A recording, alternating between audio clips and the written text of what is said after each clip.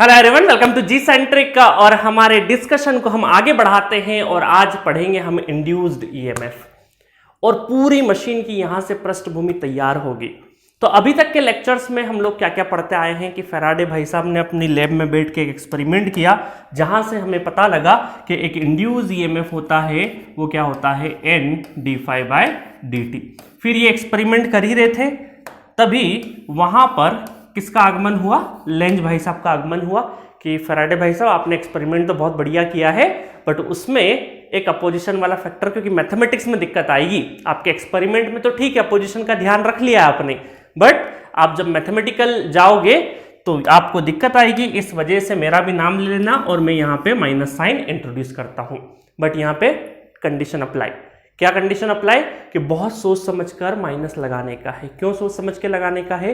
क्योंकि अगर आपको कनेक्शन डायग्राम गिवन है और अगर आपके अपोजिशन को फॉलो कर लिया है और पोलरिटी कुछ इस तरीके से गिवन है कि ऑलरेडी उसका टेक केयर कर लिया है अपोजिशन का, तो आपको एडिशनल माइनस नहीं लगाना है ना। तो धीरे धीरे ओवर द टाइम आपको चीजें सारी समझ में आने लगेगी, है ना। टेंशन मत लीजिए कि सर कहाँ लगाएंगे कहाँ नहीं लगाएंगे। अभी मैं आगे जब ईएमएफ इक्वेशन वगैरह डिराइव कराऊंगा ना, तो वहां पे प्रॉपर कंक्लूजन दे दूंगा कि कब आपको क्या यूज करना है ना। कि तो बहुत जरूरी हो जाता है ये माइनस और प्लस कब लगेगा कब नहीं लगेगा।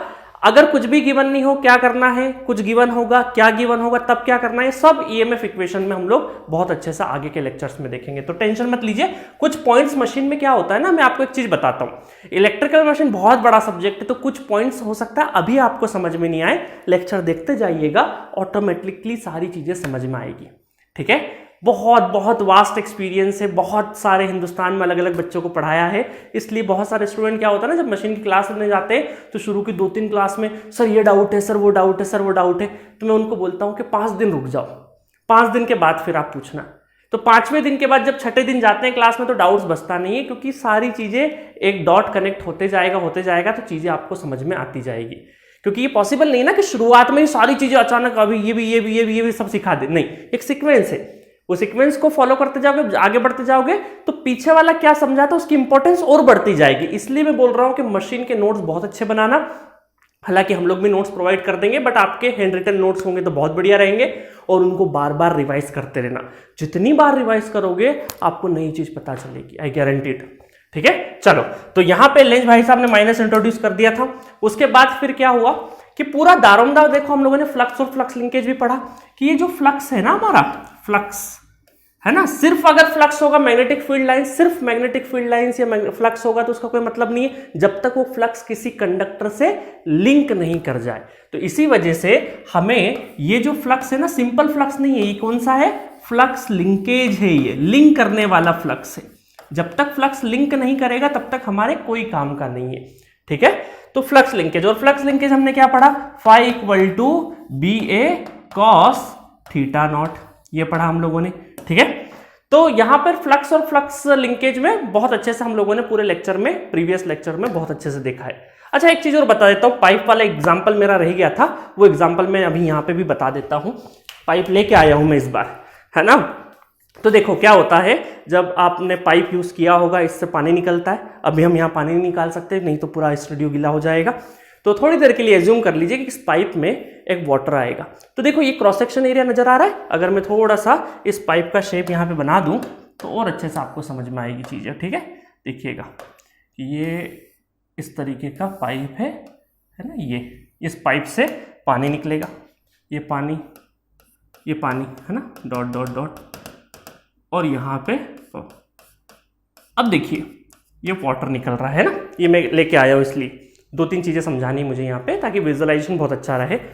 तो यहाँ पर देखो पाइप के अंदर ये क्या है, हमारा क्रॉस सेक्शन एरिया, कॉइल एक तरीके का है ना, क्रॉस सेक्शन एरिया है। तो इसके पहले, इस क्रॉस होने के पहले सब क्या थे, मैग्नेटिक फील्ड लाइंस थी, और जैसे इसको क्रॉस कर रहे हैं तो ये क्या हो रहा है, फ्लक्स का लिंकअप हो रहा है। तो इसका मतलब हम ये बोल सकते हैं कि पानी हो सकता है, पानी बहुत प्रेशर से भी जाए, देखो इस पाइप में अगर प्रेशर ज्यादा होगा तो एकदम सीधा जाएगा पानी, प्रेशर थोड़ा सा कम होगा तो थोड़ा सा ढलान पे जाएगा, किसी एंगल से जाएगा।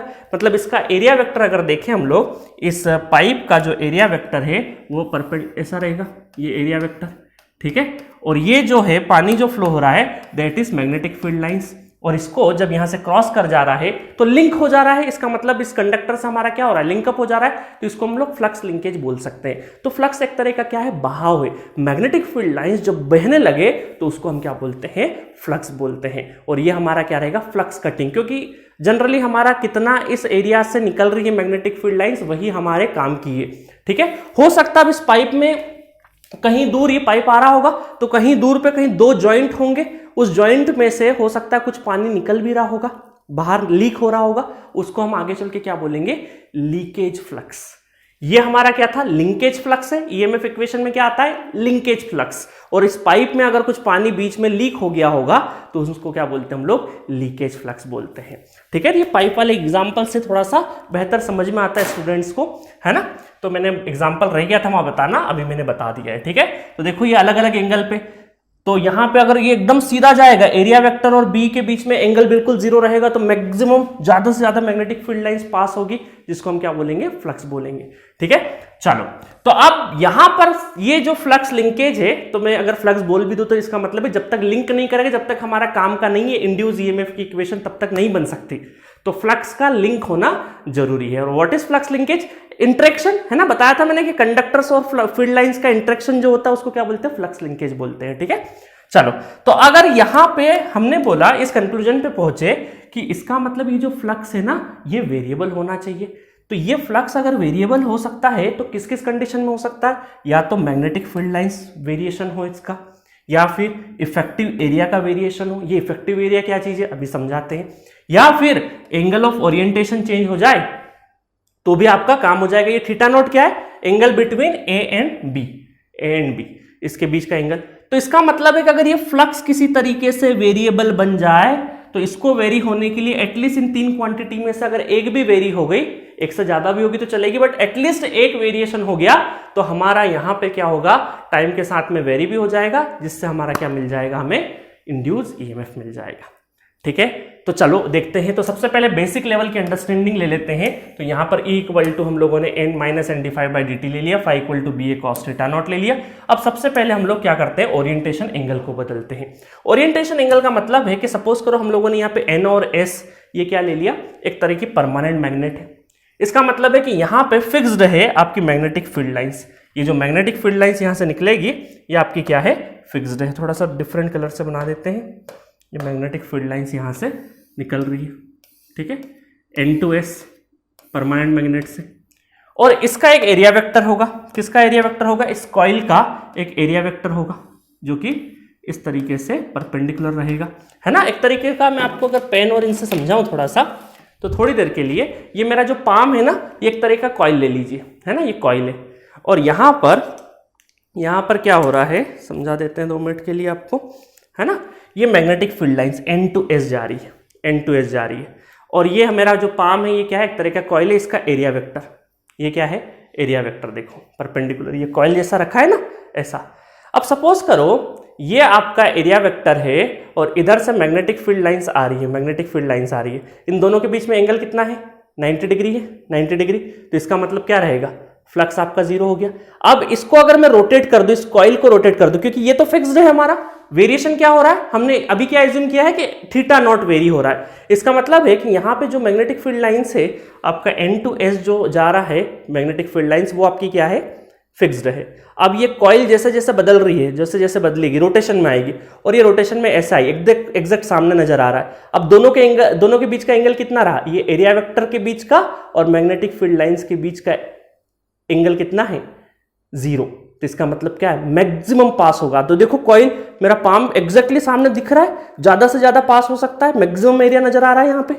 फिर जैसे जैसे इस तरीके से, तो ये पूरा रोटेशन इस तरीके से चलता जाएगा। तो जैसे ये कॉइल रोटेट करेगी तो आपका जो एंगल है वो बदल रहा है। एंगल किसके बीच में, एरिया वेक्टर और मैग्नेटिक फ्लक्स डेंसिटी के बीच का जो एंगल है वो बदल रहा है, जिसकी वजह से क्या होगा, यहाँ पे फ्लक्स लिंकअप होगा। ठीक है, तो चलो अगर मैं यहाँ पे देखूं कि वेरिएशन हो जाएगा फ्लक्स का, तो आप देखेंगे कि यहाँ पे जो इक्वेशन है वो किस तरीके से बदल जाएगी, देखिएगा। तो E equal to minus N D phi by D T, तो फाइव की जगह क्या, B A cos theta nought. ठीक है, अभी हम लोगों ने क्या एज्यूम कर लिया कि कांस्टेंट क्या क्या है यहाँ पे, माइनस एन बी ए। थोड़ी देर के लिए अभी इफेक्टिव एरिया को भी हम लोगों ने कांस्टेंट मान लिया, अदरवाइज तो क्या है ये मूव करेगी तो इफेक्टिव एरिया भी कहीं ना कहीं चेंज हो रहा होता है। बट अभी एज्यूम कर लो कि यहाँ पे अभी हम लोग एरिया की बात नहीं कर रहे, इफेक्टिव एरिया की उधर बात कर रहे हैं। ये चीजें सिर्फ समझाने के लिए आपको एक एक क्वांटिटी को। उसके बाद देखेंगे कि यहाँ पे हमने क्या लिया है, कॉस थीटा नॉट का डिफरेंशिएशन। तो यहाँ पे कॉस का डिफरेंशिएशन क्या हो जाएगा, माइनस साइन हो जाएगा, तो ये हो जाएगा आपका माइनस साइन थीटा नॉट, और फिर थीटा भी वेरिएबल है तो D theta nought divided by D T, ठीक है।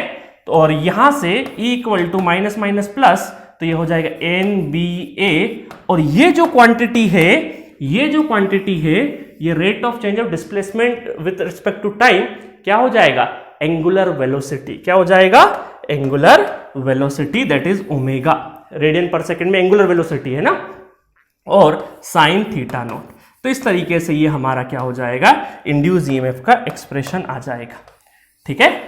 तो ये कहां यूज होगा, ये यूज होगा आपका रोटेटिंग मशीन में। कहां पे, रोटेटिंग मशीन्स में यूज होगा ये कॉन्सेप्ट।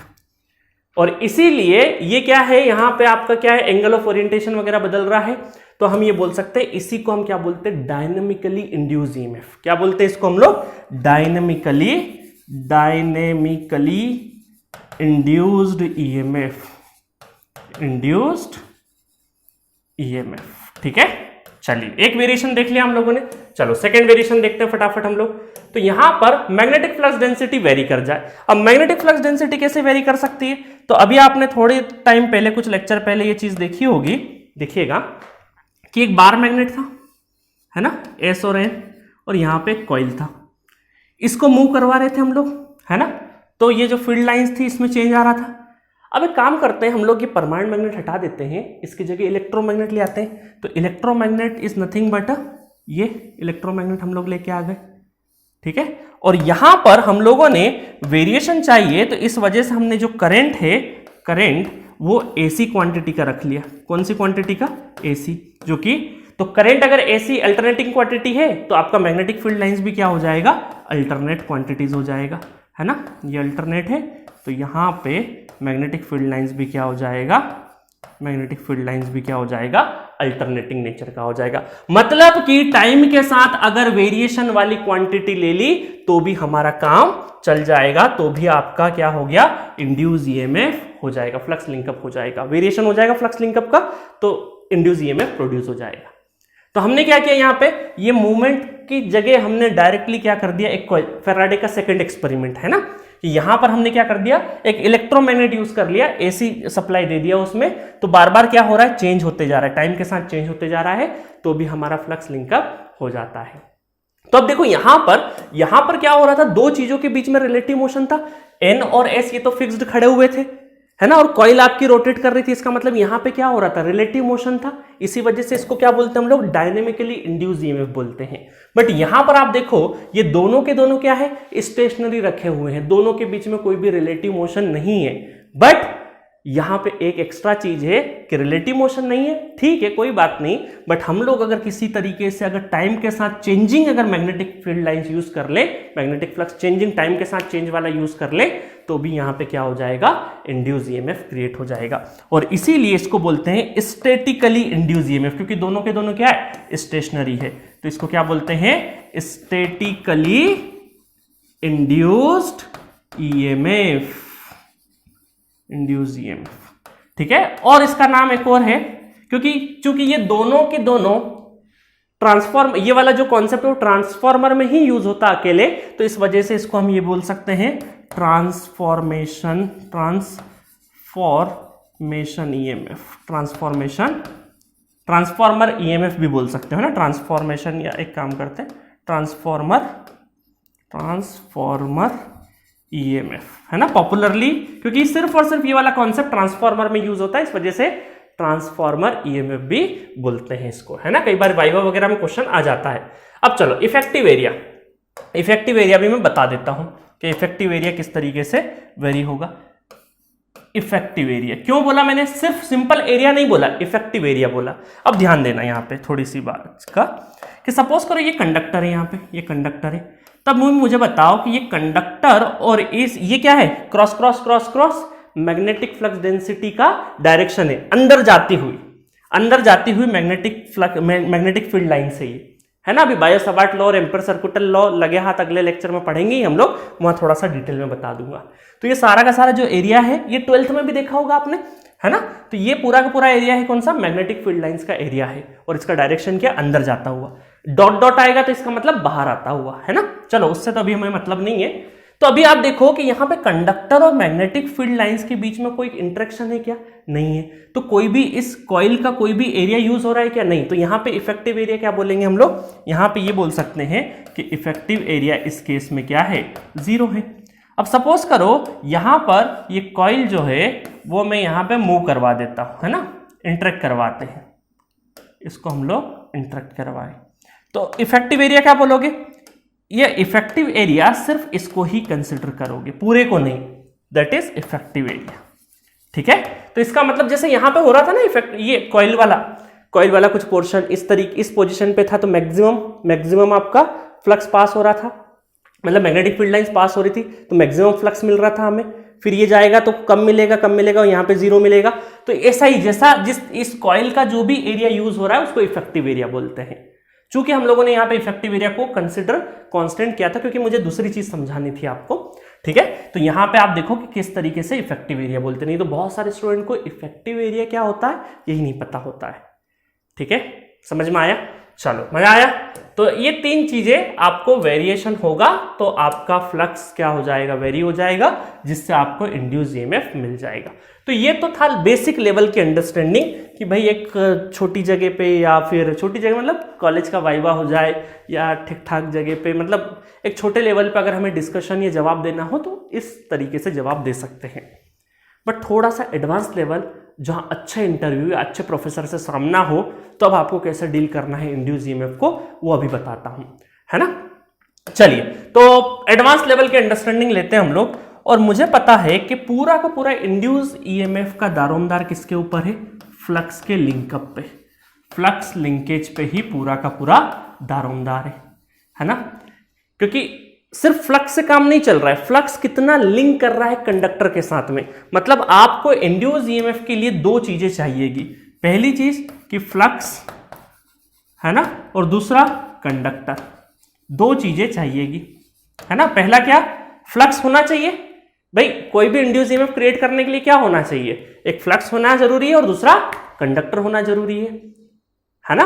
और फ्लक्स और कंडक्टर के बीच में क्या होना चाहिए, इंटरेक्शन होगा, तभी आपका क्या होगा, इंड्यूस ईएमएफ क्रिएट होगा। तो इसका मतलब है कि फ्लक्स लिंकअप के लिए फ्लक्स लिंक होगा तो ही इंड्यूस ईएमएफ प्रोड्यूस होगा, और फ्लक्स लिंकेज के लिए आपको फ्लक्स और कंडक्टर का होना जरूरी है। अब अलग अलग केसेस हो सकते हैं, कभी पहला केस, 3 तरीके के मैं केस डिस्कस करता हूं फ्लक्स लिंकेज के लिए। एक में क्या करूंगा एक में इसको मैं क्या कर देता हूं, इस फ्लक्स को स्टेशनरी कंसिडर कर लेता हूं, स्टेशनरी, और इसको मैं रोटेटिंग कंसिडर कर लेता हूं।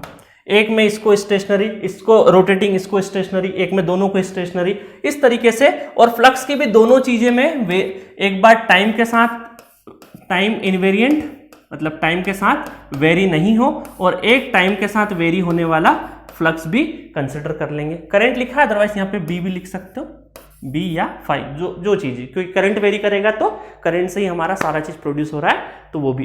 तो यहां पर कुल मिला के ये चीजें हैं कि फ्लक्स और कंडक्टर होना जरूरी है। इनकी अलग अलग केसेस हो सकते, कभी फ्लक्स स्टेशनरी होगा, कभी फ्लक्स रोटेटिंग होगा, कभी कंडक्टर स्टेशनरी होगा, किसी मशीन में कंडक्टर रोटेटिंग होगा, किसी मशीन में फ्लक्स टाइम के साथ इनवेरिंग होगा, टाइम के साथ वेरी नहीं करेगा, किसी में टाइम वेरिएशन वाला होगा। तो ये सारी पॉसिबिलिटी को मैं 3 केस के अंदर समावित कर दूंगा, तो मजा आएगा, और पूरी मशीन अगले 5 मिनट में आपके सामने दिखने लगेगी। चलो 1 बाय 1 स्टार्ट करते हैं। तो flux linkage, 3 modes of flux linkage. तो पहला केस है फ्लक्स और कंडक्टर 2 होना जरूरी है। मैंने क्या एज्यूम किया, कंडक्टर को रोटेटिंग एज्यूम किया और फ्लक्स को क्या किया, स्टेशनरी। फ्लक्स को हमने सोचा कि स्टेशनरी रखते हैं। और एक चीज और कि फ्लक्स जो है वो टाइम इन वेरिंग है, टाइम के साथ वेरी नहीं कर रहा है। ठीक है, तो देखो यहां पे एक एग्जांपल समझते हैं, ये एग्जांपल से सारी चीजें आपको समझ में आ जाएगी। ये हमारा क्या है, स्टेटर, और ये रोटर है। ये स्टेशनरी पार्ट है, बेस के ऊपर लगा हुआ है, और यहां से जाने वाली ये देखो नॉर्थ से निकलेंगे और साउथ पे टर्मिनेट हो जाएंगी। ठीक है, साउथ पे टर्मिनेट हो जाएंगी। तो इसका मतलब ये जो फ्लक्स है हमारा मैग्नेटिक फील्ड लाइंस, जो कि फ्लक्स ही बोल रहे हैं हम लोग, तो ये जो फ्लक्स है वो क्या है आपका स्टेशनरी है। एग्जैक्ट नॉर्थ और साउथ एक ही जगह पे कोई भी टाइम पर यहीं के यहीं नॉर्थ है और यहीं के यहीं साउथ है, और वहां से सेम आपकी मैग्नेटिक फील्ड लाइंस जा रही है। और ये टाइम के साथ इनवेरिंग है, टाइम के साथ वेरी भी नहीं कर रहा है, एकदम स्टेशनरी है। 2 सेकेंड, 5 सेकेंड, 10 मिनट, 20 मिनट बाद भी देखेंगे तो वहीं पे सेम मैग्नीट्यूड का है। तो अगर आपको ऐसे सिचुएशन में फ्लक्स लिंकेज कराना है तो कंडक्टर क्या होना चाहिए, रोटेटिंग होना चाहिए। तो अब कंडक्टर को रोटेटिंग बनाएंगे, कैसे बनाएंगे कंडक्टर को रोटेटिंग, तो कंडक्टर इस ये वाला जो रोटेटिंग पोर्शन है इसके ऊपर हम कंडक्टर रखेंगे, ये इस तरीके से कंडक्टर की प्लेसिंग कर देंगे इसके ऊपर, और इसको हम क्या करेंगे, घुमा देंगे, इसको जोर से घुमा देंगे, है ना, इसको क्या करेंगे, घुमा देंगे किसी स्पीड से। तो इसका मतलब क्या हुआ कि आपका फ्लक्स और कंडक्टर के बीच में क्या हो जाएगा, कंडक्टर क्या हो जाएंगे, रोटेशन में है, और फ्लक्स क्या है, स्टेशनरी है। तो कहीं ना कहीं फ्लक्स की कटिंग, फ्लक्स का लिंकअप, फ्लक्स की कटिंग जरूरी है, और कट जैसे ही होगा तो इंड्यूस ईएमएफ प्रोड्यूस होगा। यही कॉन्सेप्ट हम कहां यूज करते हैं, सिमिलर प्रिंसिपल हम लोग कहां यूज करेंगे, डीसी मशीन में। डीसी मशीन में सेम प्रिंसिपल हम लोग यूज करेंगे, है ना। एक तरह की डीसी मशीन ही बनाई है मैंने, इसको डिटेल वर्जन में हम लोग समझेंगे, डीसी मशीन पढ़ेंगे। आया समझ में। चलो सेकंड केस देखते हैं। सेकंड केस में हमने क्या किया, फ्लक्स को रोटेटिंग बनाया और कंडक्टर को स्टेशनरी रख दिया। इस बार कंडक्टर को बोल दिया कि आप चुप रहो, बैठे रहो एक जगह पे, फ्लक्स हम रोटेट करेंगे। और फ्लक्स अभी भी क्या है, टाइम इनवेरिंग है, टाइम के साथ वेरी नहीं कर रहा है। बड़ा इंटरेस्टिंग है। तो चलो अब यहां पे आप समझेंगे, देखिएगा। तो ये हमारा स्टेटर है और ये रोटेटिंग पार्ट है ना, ये बेस से कनेक्टेड है, स्टेशनरी पार्ट है, ये रोटेटिंग पार्ट है। तो हमने काम किया, इस रोटेटिंग में कुछ इस तरीके से किया कि ऊपर वाला पोर्शन नॉर्थ बने और ये बने साउथ। चलो बार मैग्नेट टाइप बना दिया हमने एक तरीके का, कि ऊपर वाला पोर्शन नॉर्थ है और नीचे वाला साउथ है ना, एक तरह का मैग्नेट बना दिया नॉर्थ और साउथ। अब इसको जोर जोर से घुमा देते हैं, इसको जोर जोर से हम लोग रोटेशन में ले आते हैं, रोटेशन में ले आते हैं। तो अब क्या हुआ, आपका जो फ्लक्स प्रोड्यूस हो रहा था अब वो क्या हुआ, मूवमेंट में आ गया। तो इसका मतलब क्या है, रोटेशन में आ गया, आपका फ्लक्स क्या है, रोटेटिंग हो गया। तो अब हमें कंडक्टर प्लेस करना है, तो कंडक्टर कहां प्लेस करेंगे हम लोग, कंडक्टर हमारे यहां पे, ये कंडक्टर हम लोगों ने प्लेस कर दी, स्टेशनरी कंडक्टर्स। ठीक है, कंडक्टर क्या है, स्टेशनरी है, और आपका जो फ्लक्स है वो क्या है, रोटेटिंग है। एन और एस, और टाइम के साथ इनवेरिंग है, टाइम के साथ वेरी नहीं हो रहा है। वेरी होने का, अब बहुत सारे स्टूडेंट कंफ्यूज होते हैं, सर आप रोटेट तो कर रहे हैं तो वेरिएशन है।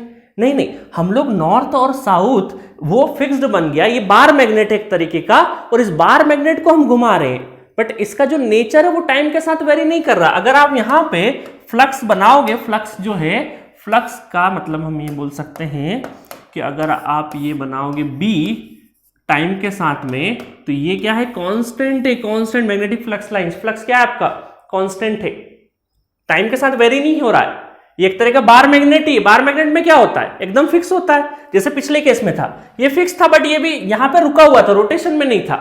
हमने क्या कर दिया, ये भी आपका टाइम इनवेरिंग है, बट इसको हमने पकड़ के इस आर्मेचर को रोटेट कर दिया, मतलब जो बार मैग्नेट जहां पे बनी हुई है इसको हमने रोटेट कर दिया। तो वो है तो टाइम इनवेरिंग, बट वो क्या है, रोटेशन में है। तो ये जब फ्लक्स रोटेशन में पहुंच गया है, तो ये कंडक्टर को क्या लग रहा है कि हमें कोई कट कर रहा है। तो जैसे ही कट हो रहा है, इंटरेक्शन हो रहा है, इसका मतलब यहाँ पे फ्लक्स लिंकेज हो रहा है, और फ्लक्स लिंकेज हो रहा है इसका मतलब क्या है, यहाँ पे इंड्यूस ईएमएफ क्रिएट होगा। और यही मॉडल हम लोग कहाँ यूज करते हैं पॉपुलरली, सिंक्रोनस मशीन में। कहाँ पे, सिंक्रोनस मशीन में। सिंक्रोनस मशीन में यही प्रिंसिपल हम लोग यूज करते हैं। वहां पे हमारी जो फील्ड वाइंडिंग होती है वो डीसी की बनी होती, एन और एस, और उसको रोटेटिंग में ले जाते हैं, और कंडक्टर्स हमारे क्या होते हैं, स्टेशनरी होते हैं। समझ में आया। तो सारे मॉडल बहुत इंपॉर्टेंट है। चलो थर्ड केस देखते हैं।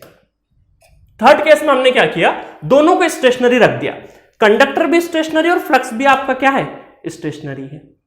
तो इसका मतलब है कि यहां पर बस एक क्या किया हमने, अब इन दोनों के बीच में कोई भी रिलेटिव मोशन नहीं है। इसके पहले में क्या हुआ, दोनों केस में रिलेटिव मोशन था, अभी इन दोनों में क्या है, कोई भी रिलेटिव मोशन नहीं है।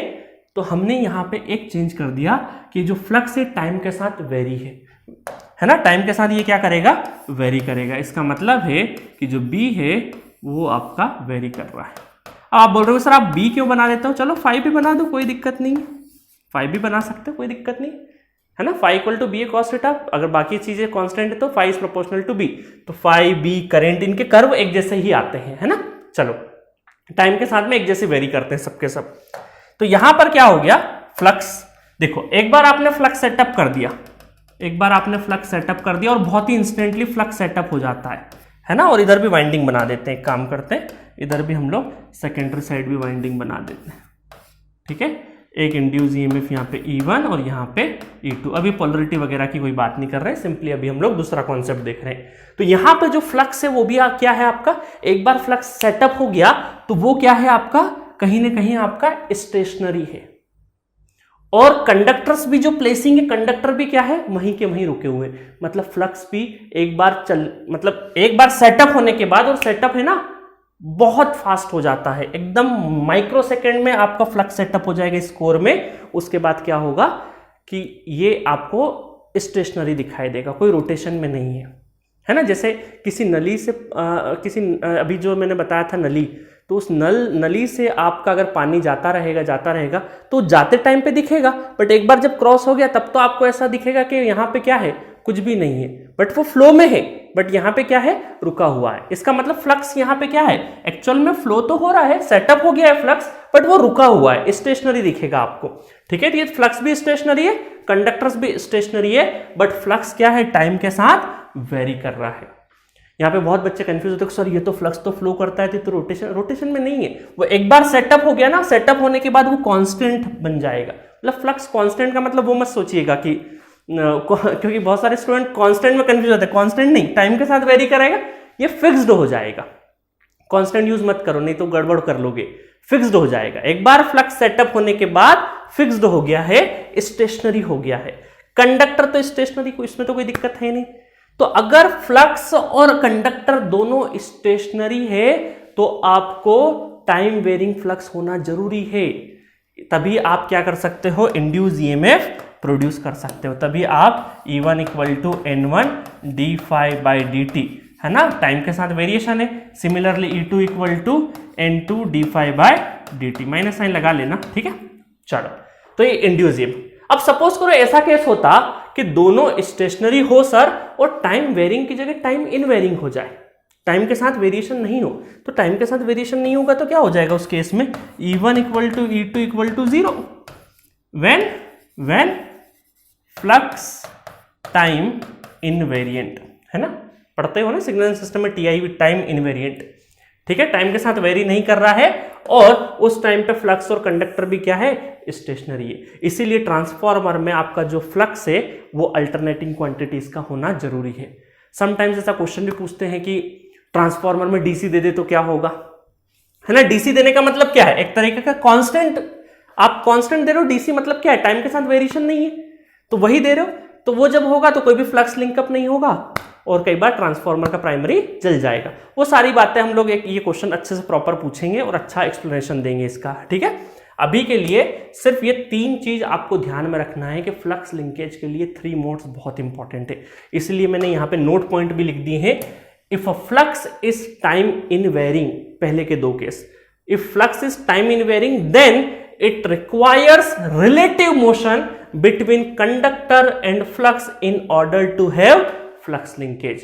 कि अगर फ्लक्स आपका टाइम के साथ वेरिएशन वाला नहीं है, टाइम इन वेरिंग है, तो आपके फ्लक्स और कंडक्टर के बीच में रिलेटिव मोशन होना कंपलसरी है, तभी फ्लक्स लिंकेज होगा। Second point, if the flux is time varying, third वाला case, it automatically links with the stationary conductor. Transformer में देखा कि टाइम के साथ वेरिएशन वाला होगा तो ऑटोमेटिकली क्या होगा, फ्लक्स लिंकअप हो जाएगा, चाहे दोनों स्टेशनरी हो, रिलेटिव मोशन की जरूरत नहीं है। अब आप बोलोगे तीनों केस होने के बाद कि सर डीसी मशीन हो गया, ट्रांसफार्मर हो गया, सिंक्रोनस हो गया, इंडक्शन की तो कहीं बात ही नहीं करी।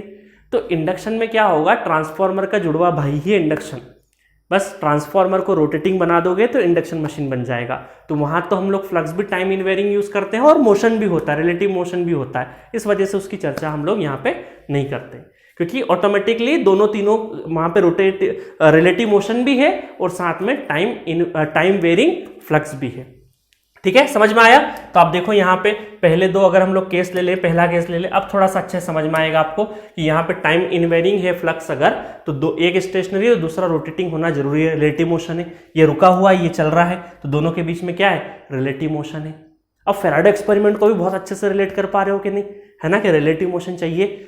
सेकेंड देखो, ये स्टेशनरी है तो ये हमारा क्या है, ये हमारा रोटेटिंग में होना चाहिए, चाहे फ्लक्स आपका टाइम इनवेरिंग है तो ये आपका क्या होना चाहिए, रोटेटिंग होना चाहिए। और दोनों स्टेशनरी हो जाए तब हमें क्या होना चाहिए कि फ्लक्स हमारा टाइम के साथ वेरिएशन वाला होगा, तभी फ्लक्स लिंकअप होता है, जैसा कि ट्रांसफार्मर में होता है। तो इस तरीके से हम लोगों ने देखा कि किस तरीके से फ्लक्स लिंकेज होता है, वो अलग अलग तरीके, पहले बेसिक लेवल देखा, एडवांस लेवल देखा और दोनों का समराइज वर्जन, और फ्लक्स लिंकअप समझ गए तो उसके बाद इंड्यूस ईएमएफ हमारा क्रिएट हो गया। स्टैटिकली इंड्यूस ईएमएफ किसको बोलते हैं? अच्छा यहां देख लो, ये क्या है आपका, कोई भी मोशन नहीं है, जहां मोशन नहीं है उसको क्या बोलेंगे हम लोग, that is statically induce EMF, है ना। यहां पे क्या है, स्टैटिकली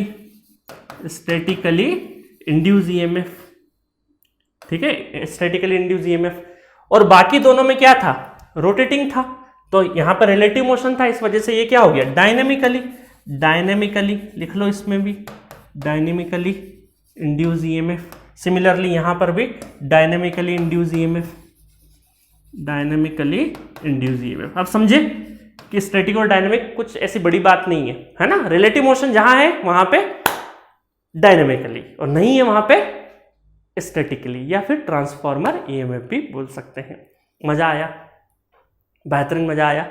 तो अब हम लोग इंड्यूस ईएमएफ को भी समझ गए और तकरीबन करीब हम लोग हमारे बेसिक लॉज एंड प्रिंसिपल वाला खत्म करने को है। नेक्स्ट लेक्चर में हम बायो सवार्ट लॉ, जिसमें अब बहुत सारी चीजें आप समझ गए कि यहाँ पे कर लो, ऐसे करो, थंब क्या होगा, वही चीज मैं समझाऊंगा, और एम्पेयर सर्किट लॉ जो कि हमें मैग्नेटिक सर्किट में काम आएगा।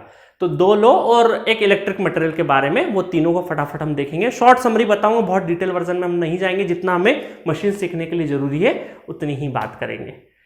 तो मजा आ रहा है मशीन में, धीरे धीरे थोड़ा सा 10-15 लेक्चर जब पढ़ लोगे ना, उसके बाद फील आना स्टार्ट होगा, फिर जब हम न्यूमेरिकल करेंगे तब और मजा आएगा आपको।